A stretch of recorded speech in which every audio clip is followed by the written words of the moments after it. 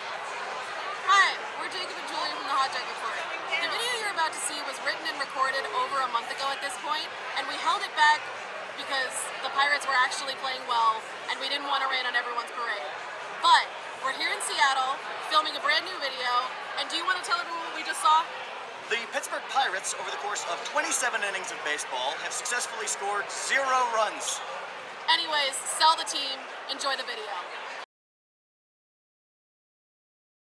Why do we tell ourselves myths?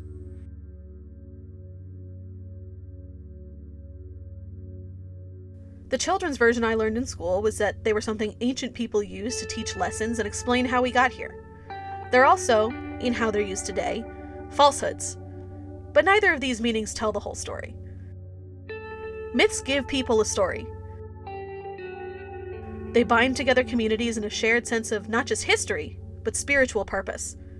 They don't just tell you how you got here at this time and place in the universe, but why you're here, and what makes it special that you are.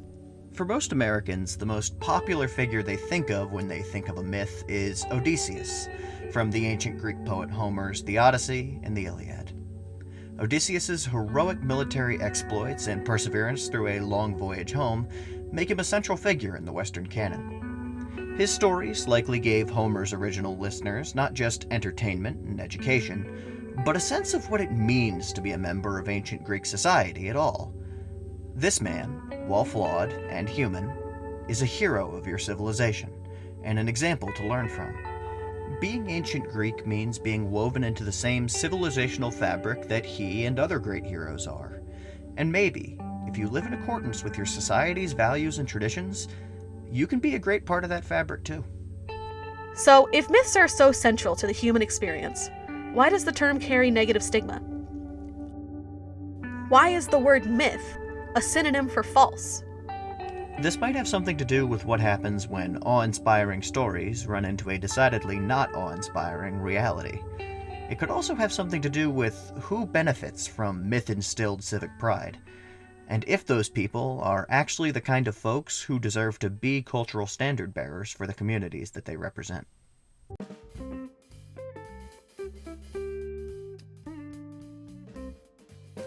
Our voyage east concluded in the land of my people, Pittsburgh, Pennsylvania, and included a pair of stops to see Pirates baseball.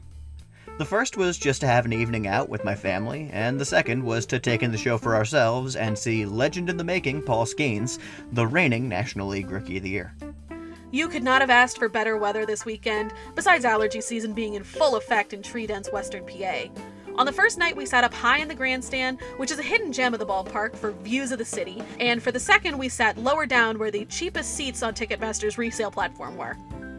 In many ways, PNC Park is my happy place, and it's genuinely one of the best places in America to watch baseball. The stadium is feature-dense and sports a ridiculous amount of beautiful views, tons of places to get concessions even by Major League standards, and a lot of little fun things for kids to do in the outfield.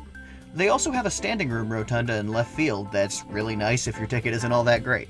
On day one, we got there a little early and got to enjoy walking across the iconic Clementi Bridge. Once we got in, while Jacob's family had a blast taking in the pregame festivities, including a first pitch by former Pirate Jason Bay, we snuck over to an absolutely mobbed concession stand in left field. We made this absurd journey for you, the viewer, because it is the only one in the stadium where you can get a series of specialty items that we're dying to tell you about. It took way too long, but eventually we were able to secure our booty and head back topside to see some Bucco baseball.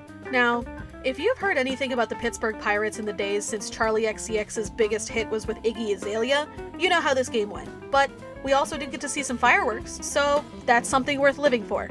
Later that night, we also stopped by local bar Tequila Cowboy, which of all the bars in Pittsburgh to lick your wounds at is one of them. On Easter Sunday, we bit the financial bullet and headed back to Pain Never Ceases Park to see Paul Skeens. Paul Skeens, as previously mentioned, is an icon in the making, reigning NL Rookie of the Year, and even on a middling start, you know that you're going to see something special. It was Skeens Bobblehead Day, which only the Pirates can make an item to put a pin in for later. The stadium was even more packed to the absolute brim, so this time concessions beyond beverages were absolutely off the table. It was a truly lovely Sunday afternoon, and were Paul pitching for any other team, it would have been a genuinely lovely time, but unfortunately that is just not the world that we live in. Thanks to this YouTube channel, we did do something that I don't think we've ever done at a Pirates game before, which is look at the merch store. It's sprawling.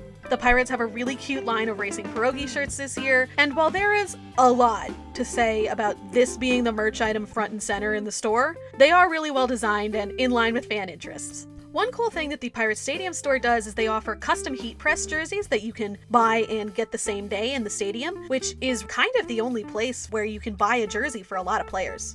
Last year, the Pirates Stadium store was the only place that would sell me a jersey for my favorite player, David Bednar, in the script style. There's a lot to say about the Pittsburgh Pirates, a lot more than there is to say about any other baseball team in existence, so before we tell you about the impact of what man hath wrought upon this earth, let's first ask, what exactly is Pittsburgh? And who exactly are the Pittsburgh Pirates? The mythical history of Pittsburgh is two colors, black and gold. It's progress, optimism, empathy, industry, and more than anything, destiny. It's a belief that despite being a Midwestern steel belt turned rust belt town, your home is an oasis of misunderstood beauty, superior to its neighbors and signifying greatness. Its elites are enlightened, its values are eternal, and removing its contributions to society of brawn and brain would leave a world behind that was unimaginably worse. For a dyed-in-the-wool Yinzer, imagining a world without Pittsburgh is like a Christian imagining a world without Jerusalem. This mythical history is held in high esteem by many people throughout the greater Pittsburgh region, but it's especially pronounced in the suburbs, a ring of towns and boroughs that developed in several waves throughout the 20th century, in large part due to an influx of federal contracts. By contrast, the lived history of many Pittsburghers, for the vast majority of its regional history, has been one color: red. The history of Western Pennsylvania is a history of violence. The city of Pittsburgh was founded in 1788, though with a lot of asterisks. As the University of Pittsburgh, located in the city's core neighborhood of Oakland, acknowledges, it is built on the ancestral land of the Seneca, Adena culture, Hopewell culture, and Monongahela peoples, who were later joined by refugees of other tribes, including the Delaware, Shawnee, Mingo, and Haudenosaunee, who were all forced off their homelands and displaced by European colonists. Other nations, like the Mohawk, migrating through Lenape, and the Erie, also had an impact on the region. Hey, Hopewell and Seneca Valley! I think I used to date a girl from there in high school. Please shut up. You all know what I'm about to say happened, but I want to take a quick moment to talk about how, much like many places we've discussed so far, descendants of these nations and cultures are still around and carry on their national identity today. An example of this in Pittsburgh is the Council of the Three Rivers American Indian Center, which holds a well-attended annual powwow in Dorseyville to carry on various traditions of these nations and provide community and education for people proud of their histories and cultures. Also, did you know George Washington stopped through here on the way to go fight the British? It was the French... whatever. Anyway, these stories would not be complete without mentioning the part you all know is coming. In 1754, French settlers constructed Fort Duquesne, a small diamond fort near the confluence of the Monongahela and Allegheny rivers, where they become the Ohio River. This was in hopes of reining in British settler expansion in the region. Following what the U.S. knows as the French and Indian War, the British took control of the region and constructed the comparatively massive looming Death Star fort known as Fort Pitt, named for British Prime Minister Pitt the Elder, who never set foot on the continent. The fort survived a 2-week siege during the war in the 1760s against a confederation of native nations trying to get the British Empire to stop murdering them and forcing them off their land, only for the British settlers to pioneer biological warfare by using contaminated blankets to engineer a smallpox outbreak in the non-immunity-having native North Americans. This would mark some of the most heinous violence and tyranny that would scar the region, but sadly it would be far from the end of it. Today, the U.S. National Park Service matter-of-factly states, By the turn of the 19th century, Pittsburgh had established itself as a primary base for settlers moving into the Northwest Territory. The fort would also become a key command post for American settler forces against the British in the War of Independence. Relatively shortly following American independence, Greater Pittsburgh would also be the muster point of a 500-strong settler rebellion against a tax on liquor. Today we know this as the Whiskey Rebellion. Like anything in American history, it's complicated. But the short version is, needing to raise funds for the post-war American government meant Treasury Secretary and musical theater extraordinaire Alexander Hamilton, in his oh-so-enlightened vision, decided to tax liquor, which to modern ears might sound pretty normal. The only problems were that the structure of the tax favored large whiskey producers over small ones who were much more common in the West, and since whiskey is shelf-stable and relatively easy to transport, it's a pretty good store of value to barter with, making it essentially a tax on money in a lot of the far poorer areas in western Pennsylvania. So given that to frontier ears this was a faraway government imposing an immiserating tax on their own money, the solution that locals came up with was to inflict horrific early American terror on tax collectors, including kidnapping them and tying them to trees in the woods, attacking their families and children, and burning down their homes. In response, President Washington okayed a roughly 13,000-man militia force to go put down the rebellion, who, seeing the odds against them, dispersed without a battle, though the United States government would go on to occupy the region. Eventually, 2 ringleaders would be convicted of treason, only to later be pardoned. This whole series of events makes it even wilder that Governor Josh Shapiro okayed these early Pennsylvania-themed Welcome To signs for entering the state by highway, when in the West the symbolism represents a government that was willing to send in the troops to make sure their grandparents stayed poor. Hey, give him a chance, he picked one of ours to be lieutenant governor. Though, I always liked that big Johnny fella a little bit better. Please at least wait until I'm done. I promise there will be a 6-pack of iron in it for you. Anyway, violence. You may have heard that Pittsburgh has a long history of resource extraction, steel production, and manufacturing. This was facilitated by the city's location along multiple navigable waterways and its previously mentioned strategic location en route to the Midwest. This meant Pittsburgh was a powerhouse of production that built both the wealth and goods that aristocrats like Andrew Carnegie would use to make other places beautiful and Pittsburgh incapable of naming anything after anyone else. Another common name slapped on things locally is Frick, more specifically Henry Clay Frick, who was Carnegie's hatchet man, whose name is appropriately uglier. Frick was at the center of the 1892 Homestead Steel Strike. Oh yeah, Carnegie, like Carnegie Mellon. My mom went there, she's real smart. Alright, I'm mad at you, but yeah, she's really smart. Anyway, in a nutshell, the steelworkers lived like shit, while Carnegie lived like a god, using his philanthropy to reshape the world around him like a teenager playing city skylines. So they struck, and Frick and Carnegie hired scabs to work in their place. The thing is, the union was segregated, which gave the bosses an easy pool of minority scab labor to pull from, since those workers rightly understood that there was no value in not scabbing on a union that was too racist to see them as equally human beings. The strikers then blocked the scabs from entering the mills, the companies brought in mercenaries to shoot the workers shot back, and 7 workers and 3 mercenaries died, before the National Guard was then called in to force the plant back open. Ultimately, wages and working conditions were made worse for anyone who came back to work. It gives a sad case study in how bosses in the late 1800s were given a free hand to treat their workers, and how white supremacy acts as a tool to undercut and divide working people, who have real enemies who are not their neighbors who are also just trying to make a living. Events like this were key to setting the stage for the modern history of Pittsburgh. Alright, you Jag, I can take it from here. The modern history of Pittsburgh began in Game 7 of the 1960 World Series when deserving Hall of Famer Bill Mazeroski took Ralph Terry deep to left. The city of Pittsburgh was founded in 1972 when Jack Tatum lit up Frenchie Fuqua and Franco Harris caught that ball just inches from the Three Rivers turf to run it all the way back for a touchdown. The city of Pittsburgh was founded in 1981 when God informed Elwood City native Dominic Iris that the widely understood concept of love was in fact like a rock. Thank God the Steelers saved Pittsburgh. Thank God tech saved Pittsburgh. Thank God science saved Pittsburgh. Thank God the arts saved Pittsburgh. Thank God UPMC saved Pittsburgh. Myths. Pittsburghers, especially suburban Pittsburghers, are not proud of their history the way people from a lot of places in the Midwest or Appalachia are. A lot of people love their local culture. Maybe they even think they do something the best in the world, like jazz or chili, and they want it to thrive. Pittsburgh is a beautiful city, a city with a lot of good people, but that's not what our local mythology says we are. We think we are destined to be the best. Before a Sunday night football game last season, the NFL created a promo package featuring actor Michael Keaton, who's a local, and it discussed how going to see the Steelers was like going to church. It's the best reflection of how people in the area feel about their sports that I've seen in a long while, and it's a sincerely commonly held sentiment. But it was also presented without even a shred of acknowledgement of how actually wild that sentiment is ideologically.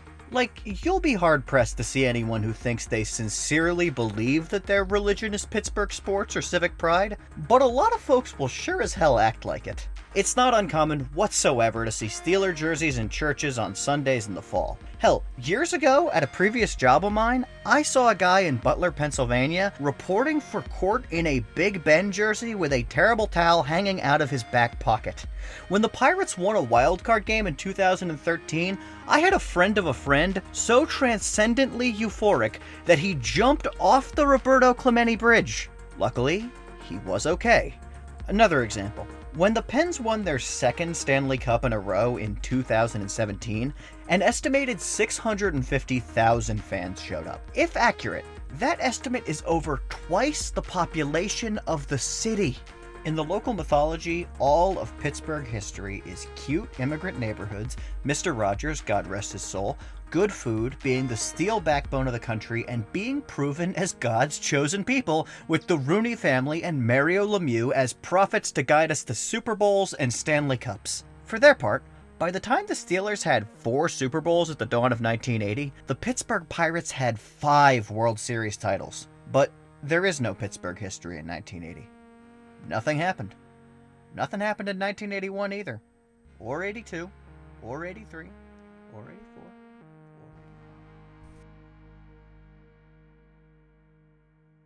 Pittsburgh pivoted from steel as a political or industrial priority long earlier than is usually recorded, and has gone through several cycles of death and supposed rebirth as a professional class city of the 20th or 21st century. Professor Patrick Vitale of Eastern Connecticut State University has written at length on this branding operation, and I'll link his excellent book on science and the remaking of Pittsburgh in the description. The Pittsburgh government and business community collaborated through an organization known as the Allegheny Conference on Community Development, knowingly and willingly, as early as the 1920s, to pivot towards being a city for urban professionals, particularly in STEM, at the disregard or expense of everyone else. This culminated in an initiative beginning to turn its wheels in the 1940s known as Renaissance Pittsburgh, or the Pittsburgh Renaissance. Steel and manufacturing were still the city's dominant industries for decades after its inception, but its sun was setting long before the mythical 1970s death knell for steel. This initiative, and its allied organizations, oversaw a remaking of Pittsburgh from a working-class industrial town to a playground for the wealthy and suburban professionals. A series of Renaissance initiatives poured millions upon millions in public and private investment into remaking the city. That money, though, was largely not invested in the industries and communities where countless diverse, poor and working-class Pittsburghers lived and worked. Instead, it was spent pushing those people out and building sometimes real, sometimes imaginary mega-projects on their former land that would appeal to professional-class suburbanites. One particularly notable mega-project was the Kinzua Dam, lobbied for heavily by the ACCD and constructed starting in 1960 by the Army Corps of Engineers. The dam was a $125 million project chosen over other flood control plans for the Allegheny River, and flooded 9,000 acres of explicitly treaty-protected Seneca land. 700 members of the nation were coerced to move through eminent domain, and for their trouble, the nation eventually had to be granted $15 million in federal funds under new legislation passed by the LBJ administration in order to rebuild. The wealthy suburbanites of western Pennsylvania who largely benefited from these investments and projects, some homegrown, many transplants, largely cloistered in wealthy, demographically homogeneous suburban villages whose taxes did not pay into the schools or public services that the region's neglected working class relied on. The Steel City did not revitalize. It was paved over and it was sold. Many working class and ex-Milltown suburbs and city neighborhoods are still struggling. Meanwhile, legions of these same beneficiaries of the business and political elites renaissance fill stadiums wearing their black and gold, chanting "Here we go Steelers" or "Let's go Bucks," and pretending to be the working class heroes who actually make the city that they love and the amenities that they take for granted possible. But wait, alright, I'll drop the strawman Yinzer accent. Jake, isn't this a little reductive? The history of Pittsburgh also has a lot of great things, and the Renaissance passed a ton of pollution controls, and it beautified the city, and it revitalized the University of Pittsburgh, and it gave the city an arena that ultimately ended up supporting an NHL expansion team. It spared Pittsburgh the blighted reputation of Detroit and Cleveland, and it put Pittsburgh at the forefront of the 20th century nuclear industry and the 21st century healthcare industry. Isn't any of this worth the damage done? Okay, that's 2 questions, so hang on. Is this super abbreviated history of Pittsburgh reductive? Yeah, absolutely. But not for no reason. The story of Pittsburgh that you're going to hear from boosters is equally reductive, and as for the damage done, the city is often treated as the envy of Cleveland or Detroit, and is called one of the country's most livable cities, but it's rarely asked, livable for who? I think it's worth outlining how progress that there is a lot of well-organized money behind telling you about it, has overwhelmingly been at the expense of making the city and the region less livable for the very working class that it venerates as its ancestors. The story of Pittsburgh is shrouded in myth. Myth that obscures a lot of harsh realities people might not want to see. And speaking of harsh realities that people might not want to see, the Pittsburgh Pirates are, on paper, one of baseball's actual most storied franchises. Any history of the team, told through official sources, plays a series of power chords that lull fans to sleep in the same way histories of a lot of teams do. It uses grainy photos of hyper-expensive forbidden baseball cards, discussion of the team playing and losing, the first ever World Series to the Boston Pilgrims, the greatest of all time, Roberto Clemente, and the stabbed-in-the-back myth that Balco Barry Bonds, if he had only cared just a little bit more, would have thrown out Sid Bream in the 1992 NLCS, and the Pirate Imperium would have reigned over baseball for 1,000 years. These histories also tend to very carefully dance around that this team was at the center of one of baseball's funniest, if saddest, scandals regarding the 1980s locker room coke dealing involving the In His Bad Boy era Pirate Parrot. I want to talk about that one all day, but sadly there just is not time, so I will link a podcast in the description that does a great episode on it. But regardless, all of this is not the Pittsburgh Pirates. As of 2023, the US median age was 38.9.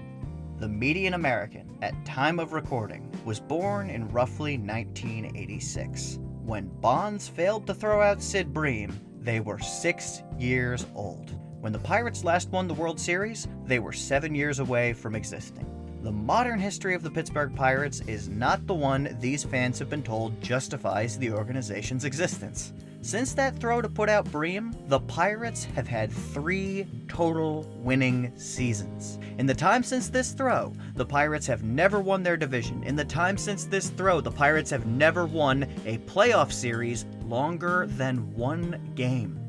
Data is trickier to get all the way back to 1993. So, since 1998, the Pittsburgh Pirates have had an opening day payroll that ranked 20th or higher 3 times, and had a bottom 5 opening day payroll in baseball 21 times. If you're a fan of this team, you're a fan of a team whose ownership despises you. Small market teams in baseball have never had it harder, and nobody is expecting the Pittsburgh Pirates to spend like the Los Angeles Dodgers. But this is not Moneyball. This is spending the minimum amount to technically qualify as a Major League Baseball team. This is a scam taking advantage of people with religious levels of civic pride in order to grift them out of money while masquerading as a competitive product. In 1997, the Pirates and Steelers tried to have the city build them each new stadiums, paid for by a sales tax hike. The city's voters overwhelmingly told them to take a long walk off a short plank. The next year, local officials pushed through Plan B, or Scam B, as patriots call it, which allowed hundreds of millions of dollars in public funds to be used to build them anyway. Negotiations associated with Plan B, however, were responsible for commitments to keep both clubs in town through at least 2031, a year that felt a lot further away in 1998.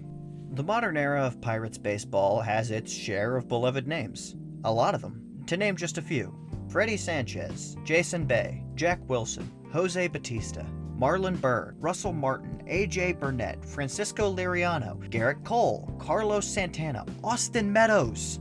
Unfortunately, all these names that I said either had their best years long before they played for the Pittsburgh Pirates, were traded for nothing by the Pittsburgh Pirates, were let walk for financial reasons by the Pittsburgh Pirates, and or had their development completely kneecapped until after they were lucky enough to escape the Pittsburgh Pirates. Heck, for most of them, I could not even find a Creative Commons photo of them on the Pirates.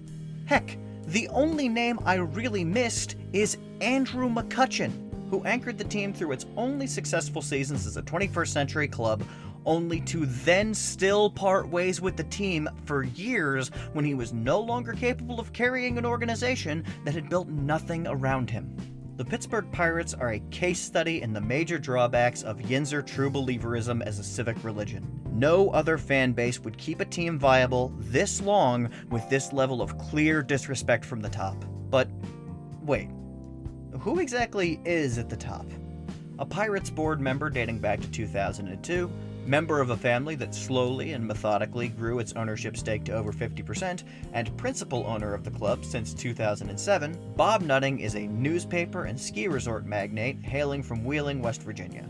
He is the worst owner in Big Four major sports, including the ones that are just private equity groups in a trench coat. Under his tenure, the Pirates have not only continued to spend no money, but he has turned around and told fans that he believed, quote, "I think I've done everything that I can to provide the tools and resources to the team." More than Nutting's skin-flintedness, what's galling is his belief he can walk around in public acting the way that he does. When he took over in 2007, a local scab newspaper that you should only read through internet archives reported Nutting wanted to be, quote, "much more visible to the public than previous ownership." While ownership has repeatedly spit in the face of a fan base standing by their team, he has had the gall to show his face constantly at the ballpark and brag about what he supposedly believes is a successful organization. Something he makes all too clear only means one that reliably puts thin profits back in his pockets and that of his cronies. For reference on the level of disrespect this organization shows fans, in 2019, the team lured fans to PNC Park for a $1 dog night and then conspicuously ran out of buns. This season, management was exposed by local news for disposing of PNC Park bricks that were purchased as tributes to loved ones without even making the fans who bought them aware. They were also exposed by fans for selling ad space on the left field wall, nicknamed the Clemente Wall for the tragically passed Pirate legend Roberto Clemente, where a tribute to the man had previously been. Hell, even when Bob tries to be generous, his team still strings fans along. At the Paul Skeens game on Saturday, the first 20,000 fans received a Skeens bobblehead. As a show of goodwill, the rest of the fans who lined up to line Big Shot Bob's pockets were also offered a voucher for the bobbleheads. Several days after the game, I received an email that they were working through timelines for ordering additional bobbleheads. I followed up with the Pirates via email and was told verbatim, I would not expect an update for several weeks. At time of recording, this game was over a month ago, and the Pirates still have not provided a single bobblehead or a single detail about when or how these bobbleheads will be made available to fans. Also, they look like this! Paul Skeens doesn't even look happy to be a Pirate on his own bobblehead. Nutting has been widely disliked for years, but in recent years, he has actually proven bad enough to break through the maybe this year-ness of the average Yinzer fan. there has been a crescendo of actual fan backlash. A campaign called Our Team Not His and other organic groups of fans have sprung up trying to exert public pressure to sell the team through billboards, merch, and organizing chants at games. The merch in particular is a hit with scalpers on corners hawking it around the stadium. It's a steep climb in Pittsburgh, but only time will tell if the movement is able to really get its sea legs before the Pirates are able to threaten to move the team again. Snapping back to reality, the Pirates horrifically choked both games. I have been watching this team suck my whole life, and this was honestly the maddest I have ever been leaving a game. The first one was a masterclass in horrid pitching getting lit up, only to try to come back late, only for that to not work out because 2/3 of the team cannot hit on a major league level. The second was an equally tragic, if less entertaining affair, where the Pirates wasted a perfectly good Paul Skeens pitching performance and then choked a late comeback, in part because a runner was tagged out trying to signal time because he was injured. I think we've established the Pirates are bad, but with that said, how was our day at the ballpark? As difficult as the Pirates are to love, PNC is a beautiful place to see a game. We had beautiful weather, and allergies aside, the experience is one of the best in baseball. Let's see how it all shakes out in our final scores. Hot dogs. The football stadium might be called something different now, but PNC Park still has Heinz condiments and as such is within the boundaries of God's country. On day one, we grabbed some walk-through hot dogs, and while keep-worn dogs, they were surprisingly good. Nothing special, but good texture and taste. 7 out of 10. Other concessions. Wow. Just wow. Holy shit. They load up on special concessions at PNC, and they are swinging for the fences. We were lucky enough to get our hands and mouths on all 3 of their signature offerings for this year. The best of the trio was the Polish cannonballs, or halushki cannonballs as they're called on the stadium menu. How are they? Pretty fucking good. They taste like kielbasa. They are delectable fried balls of halushki with kielbasa as well in them, served with sour cream. They are awesome, but the only drawback is that they're a little bit cold in the middle. This is probably in part because they're way bigger than we expected, and in part because the game that we got them at was packed and they really had to crank them out. We got 2 orders, but one definitely would have been enough. Jacob and I are split on the chipped ham empanada. Jacob loved it. I didn't really care for the texture, but this might be just that I'm from a different place and I did not grow up on chipped ham, so I don't get it. The fried almond tort was also delicious, not too sweet, and it was a nice moment of class amidst a crowd of people shouting threats at a certain team owner. It's what you'd expect, and it's well executed. They also have a good range of other restaurants we couldn't stop by because it was, again, so crowded.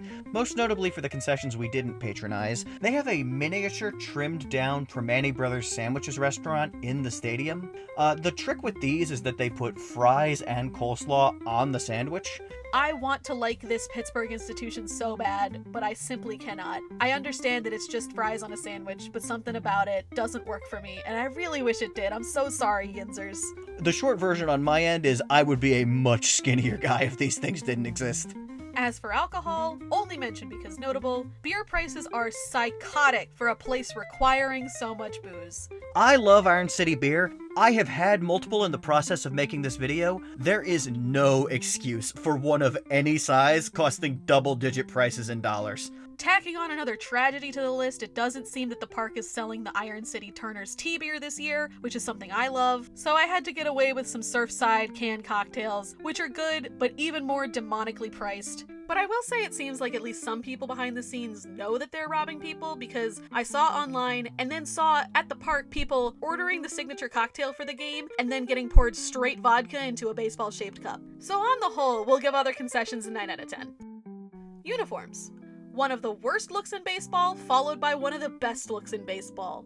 The Pittsburgh City Connects are some of the worst in the league. You are not an airport, you are a baseball team. The pattern on them is dog shit, it looks like a Flash game background, they are an embarrassment. And you can tell the team knows this because when Skeens pitched on Sunday, they had him wear the good ones with the script on them. The black on black look they wore on Sunday is sick. I own one of these jerseys. A1, no notes, wear these all the time, burn the City Connects.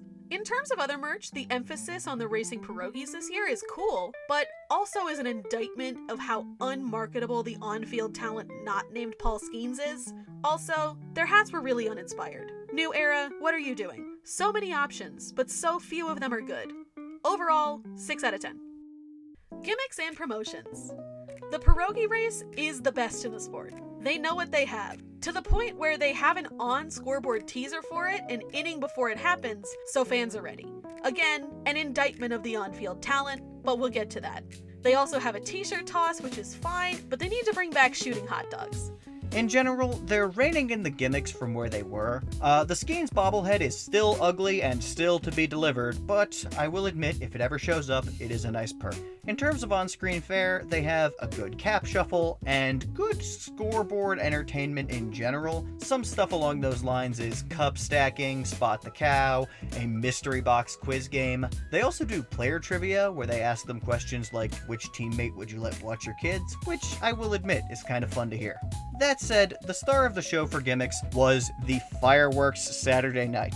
They were incredible, and the fans were really into it, to the point where Julia was just absolutely blown away to see a Major League stadium full of people so enwrapped by fireworks. Jacob has been telling me about Zambelli fireworks since we met each other, so I was really excited to get to see them for the first time and finally experience this incredible fireworks spectacle that has been hyped up to me by every Yinzer I've known for like a decade at this point. And I was unprepared for what I was in for. Not because of the fireworks. They were really good fireworks, but they were also just fireworks. For me, the real entertainment was turning around during the fireworks show and seeing a sea of adult Yinzers in absolute awe of the Zambelli fireworks. And I don't want to sound like some coastal elite making fun of the hill people. I'm from Ohio, and I probably enjoy fireworks more than the average adult, but I was truly unprepared for hundreds and hundreds of open-mouthed Yinzers oohing and eyeing and cheering along for the entire 20-minute fireworks show. I can't even describe how incredible that was for me as an outsider. So anyways, gimmicks and promotions get a 9 out of 10. Facilities. There should be more of them on the lower level because that's where everyone is hanging out and milling around before the game starts. And I don't know what's going on, but somehow every women's room is wet. It just kind of is generally wet everywhere in there. But if anything is the real crime, it's why there isn't more men's restroom capacity. Years ago, the Pittsburgh Pirates replaced red-blooded, God-fearing American piss troughs with lousy middle school-size urinals. They don't fit as many people, and they ruin the true shoulder-to-shoulder camaraderie of standing next to your fellow fan and building a fourth river together. At not one, but 2 games that I have been to in the last 2 years, including the weekend that we were there, men were complaining in the restroom that the troughs were gone. Sell the team, bring back the troughs. 4 out of 10.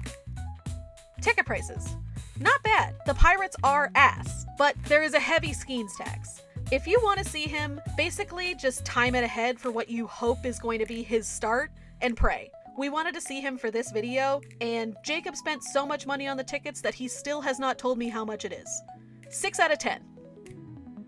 Quality of baseball.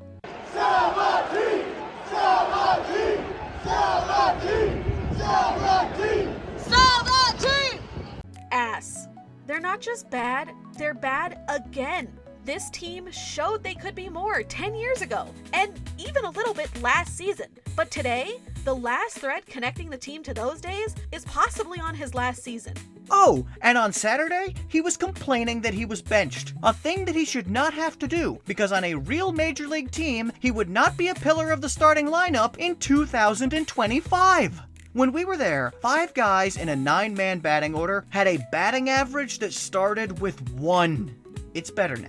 Slightly. But even then, this team's core of guys hitting above 250 is the ghost of Andrew McCutchen and a 33-year-old Adam Frazier. Also, I know that he's kind of bad now, but fans booed hometown guy closer and big guy of my heart, David Bednar. It's him!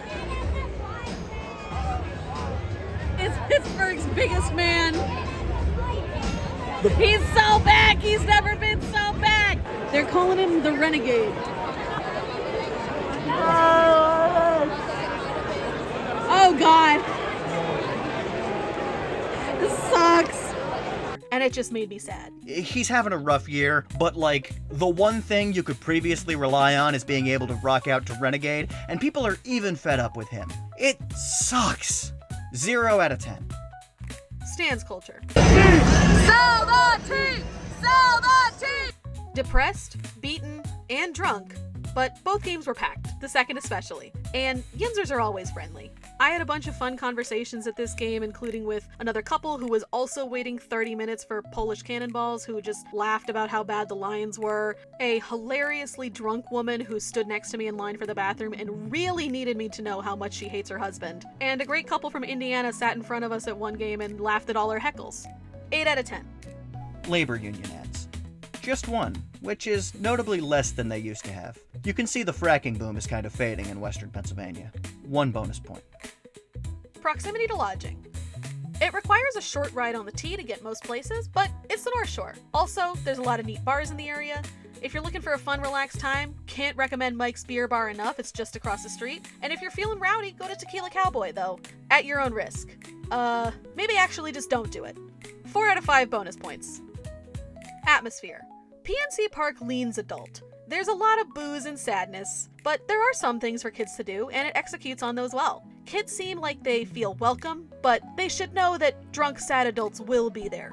Also, not to be back in my day, but there were drunker and sadder pirate crowds back in the old days. It helps that the field now has bars that are set away from the field where those guzzling beer don't have the only thing that they can focus on being the baseball on the field. 8 out of 10. And for our final category, brand identity. Myths. There's an idea of a Pittsburgh Pirates. A legendary team just before your time. A kind of abstraction. But there is no real Pirates baseball. Only a ghost. Something illusory.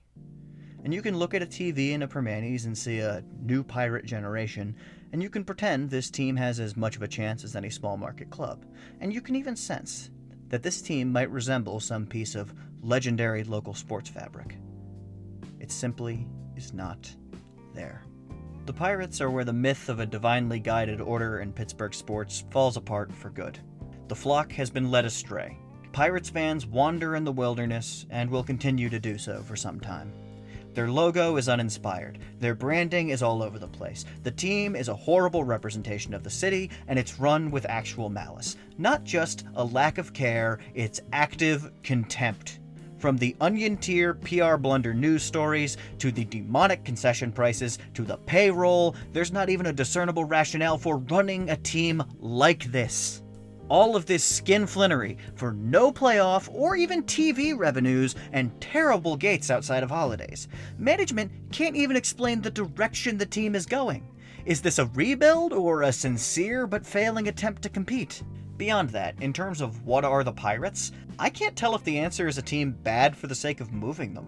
The deadline is 6 years down the road, but this is a time it could make sense to start making sure the team stays as unprofitable as possible in order to justify moving them to any of the markets dying to give Big Shot Bob even more money for his disrespect to a city that just wants to believe. Across 3 holiday weekend games, the announced attendance of 78,086 total fans saw this team not win 1 game. As for their brand execution, I'm all for it. Sell the team. 0 out of 10. Jacob and I are huge Pirates fans. We've both seen plenty of their games, and the team even deserves some credit for us being together. I wear my Pirates hat to work almost every day in the summer. But increasingly, I feel like it's a sign that just says, trick me out of my money. Pirates fans want better. But the first step is admitting you have a problem, and we sure as hell do. We can't say we won't be back at PNC. And it's not incumbent on fans to not patronize establishments their taxes paid for to entertain them. But I can't blame you for not giving this team another dime if you so choose. This is a baseball heavier review because, sadly, this is a situation where you just cannot separate the artist from the art. The baseball, if you can call it that, colors everything around it and drags down what is otherwise a beautiful ballpark with so much going for it. Overall, we're giving our Pirates days at the ballpark 62 out of 100. Sell the team.